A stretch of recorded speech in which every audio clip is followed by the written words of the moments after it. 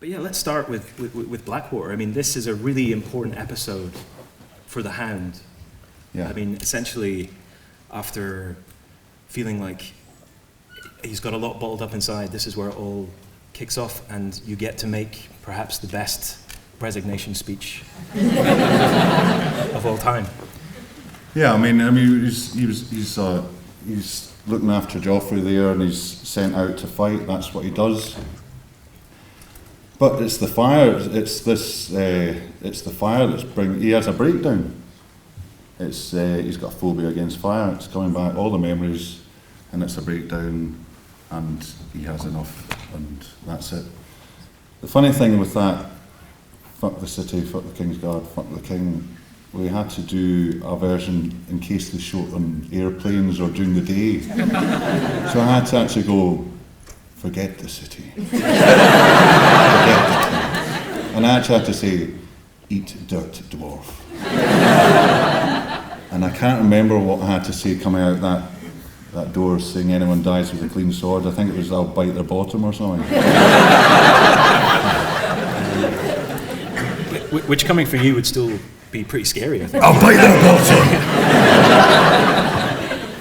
bottom! This episode was written by George R.R. Martin, and I think he said, you know, this was the most challenging and expensive episode they'd made for the 2 seasons. But he's talked about some of his favourite scenes in it, and one of them, amongst all the battles, amongst all the carnage, is where you and Bronn basically face off in a brothel. Yeah, I mean, I don't think that was in the book, was it?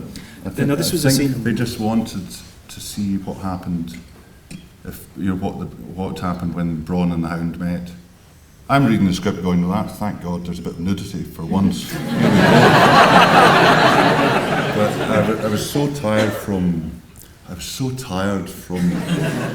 were working in Dubrovnik, and I was working all day in the riot scenes, and then I had to fly over at night and then straight onto that scene. And I remember I was absolutely raging, going, this will affect my performance. There's a really nice bottle of whiskey in my trailer. I'm okay. I'll do it. And there was a bit of tension with Jerome and myself out in Dubrovnik. We were a bit of a standoff. Big swimming competitions lasted 30, 40 lengths kind of thing. I was doing okay with my tumble turns, but he's a fitter man. And the idea was to do a big swimathon this year, but we never hooked up. But that scene was quite good. I was tired, but I think it came across fine. I don't know.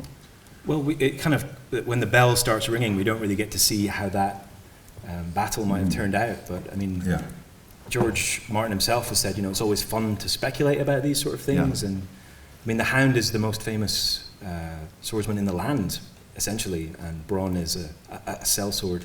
Did you have any ideas about how that might go down? Who might be the winner in that battle? I think Bronn's quite fast. The Hound's a bit of a... So, I don't know. I mean, I didn't know he had his hand behind his back. That's cheating.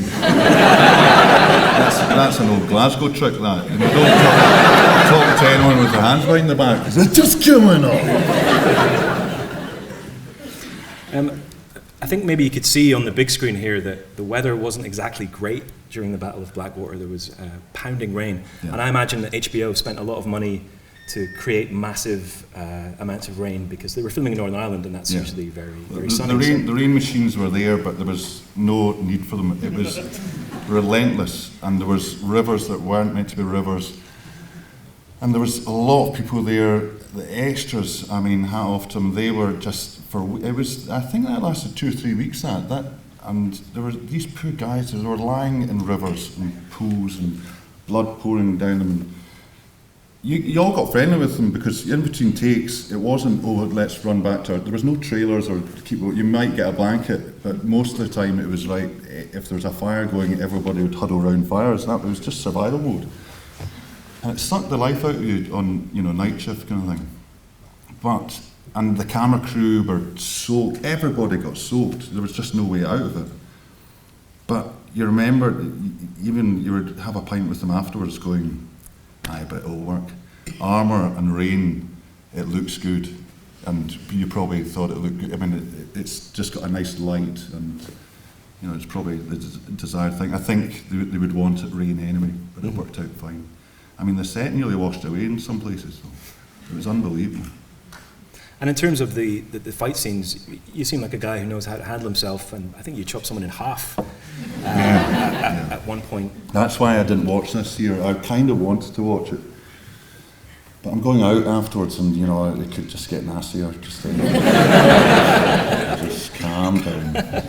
It's actually the only episodes that I've fully watched on TV. I don't have Sky, and I don't. Every time I get a DVD, one of my friends steals it. So I'm just waiting for a heavy cold, and I'll sort it out one day. And are your friends always coming up to you and saying, you need to tell us what happens next, what's going to happen to the Hound? No, to be honest, the people I hang around with aren't really, they don't have Sky either.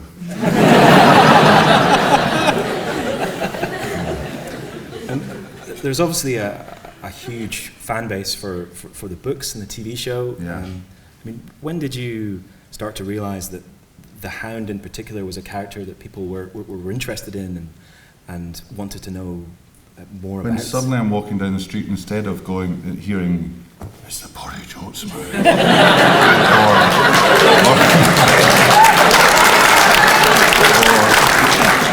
or yarp. Suddenly I've been in queues waiting for something for a coffee, and then some guys turned around, done a double take, going, Jesus Christ. And I was going through the Outer Hebrides just a couple of months ago, and I was just driving this shitty car, and I picked up a couple of hitchers, and this was in the middle of nowhere, and driving along, and they were all got this rucksacks, they were posh students kind of thing. And they eventually went, what do you do? I went, oh, I do bits and bobs, do a bit of acting, sort of. And I said, Game of Thrones. They went, oh, what are you on? And I said, Game of Thrones. And they couldn't believe it. They were like, oh my God, you're the fucking... We're getting off here, we're getting off here. I saw them, I was driving away, looking in the mirror, and going,